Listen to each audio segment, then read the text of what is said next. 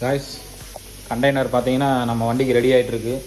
11க்கு 6, height பார்த்தீங்கன்னா 7 அடி ஃபுல்லாக ரெடி ஆகிட்டுருக்கு. சித்ரா பாடி பில்டிங்கில் தான் நம்ம வந்து ரெடி பண்ணிகிட்ருக்குறோம்.